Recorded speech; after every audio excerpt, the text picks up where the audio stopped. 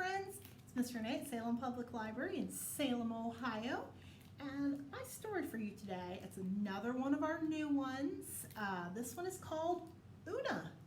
And it is by Kelly DiPuccio, and the pictures are by Raisa Figueroa. So let's look at our cover here. We have a mermaid story. Una is a mermaid. I do love mermaids. Okay. So this one is published by HarperCollins.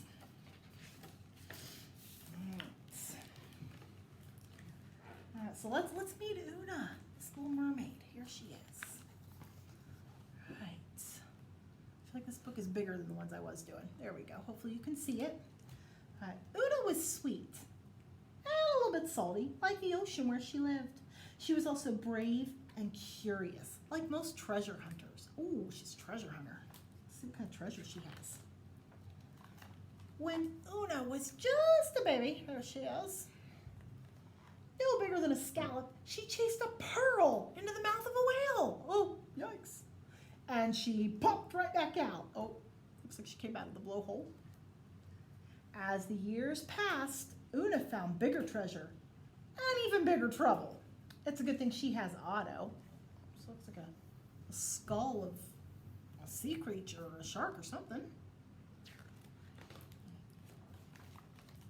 Una rescued Otto from an oyster net when he was just a pup. What is Otto? He's an otter.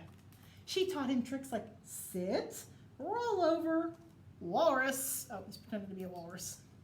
And her favorite, pufferfish. Can you guys all be a pufferfish? Good job. Una and Otto searched for treasure nearly every day. They uncovered keys and coins and buttons and bottles. Sometimes they even found lost gold. Ooh, fun. And sometimes lost glasses. Ah, check it out. They both got some cool shades now. But there was one special treasure. Oh, look at that treasure. Right there by my finger, my goodness. Got a crown. But Una could never quite reach the crown. It was extra sparkly in a way that made Una's heart thump. But the crown was stuck deep in the rift, and not a pole or a pail or the sticky stick of a snail could get it unstuck. Still, Una was determined. Oh, I hope she can get it. That's a cool crown. Her next plan was a good one. She'd knock the crown loose. Unfortunately, the current shifted, and the lobster crate and rock drifted, and the squid, well, see for yourself. Oh no, oh, he inked.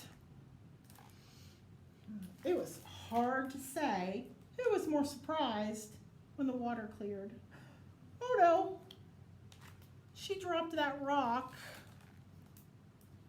Look where it landed. On a hammerhead. Oh no, or the shark. Yikes. Her third plan most definitely would have worked if the crabs hadn't been so crabby and the waves hadn't been so wavy. Oh, let's little crabs. Crab pinchers. And then let's wave like the waves. Good job.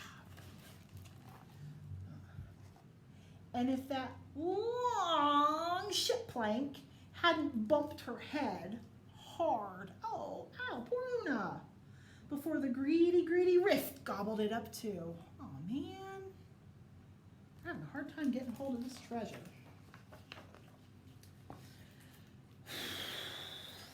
Poor Una. This was getting personal. She shouted into the pit, "You can keep your dumb crown, I quit." Generally speaking, mermaids are not quitters.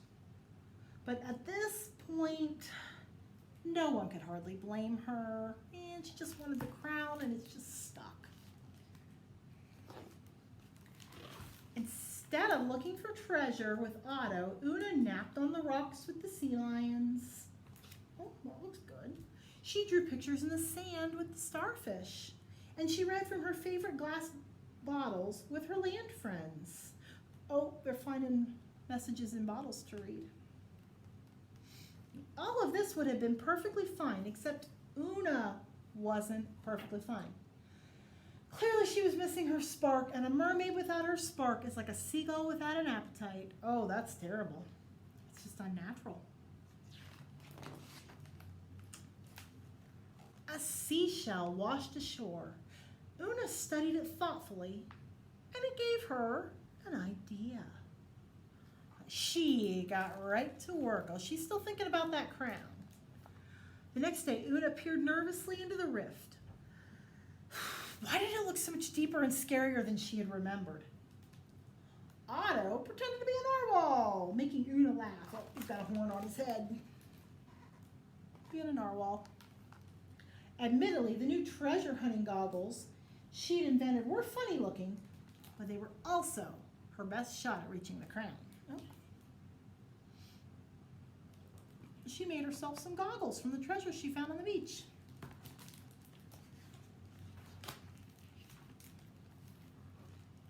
She dove to the bottom of the murky rift, and that's when Una noticed something she couldn't see from above. A bridge. A bridge made from a crate, a rock, and the very same plank that had plunked her on the head. And it led straight to the crown. Oh, where did that bridge come from? But what was that rumbling sound? It grew louder and louder. Oh no, the ocean floor shook and the water around Una churned into a thick stew of swirling sand and sea creatures. She couldn't see. She felt trapped. Would the hungry rift gobble her up too? Oh, I hope not. Poor Una. Through the commotion, Una could hear something else in the distance. It was faint, but comforting and familiar. The whales! Una sang along until the rumbling stopped and the water cleared. Finally, this was her chance. Una held her breath. Ready, steady, aim. She's got that horn. Hooray! She got the crown. We did it, Una cheered, placing the crown on her best friend. It really is beautiful, she gushed. But these, Una said excitedly, holding up her new goggles, these are spectacular. Otto agreed, because sometimes the best treasure in the world isn't found. It's made. So she got her crown, but she also made those goggles so she can find even more treasures even better. So that was Una by Kelly DiPuccio. I hope you enjoyed this little mermaid, and I will see you guys next time. Thanks. Bye.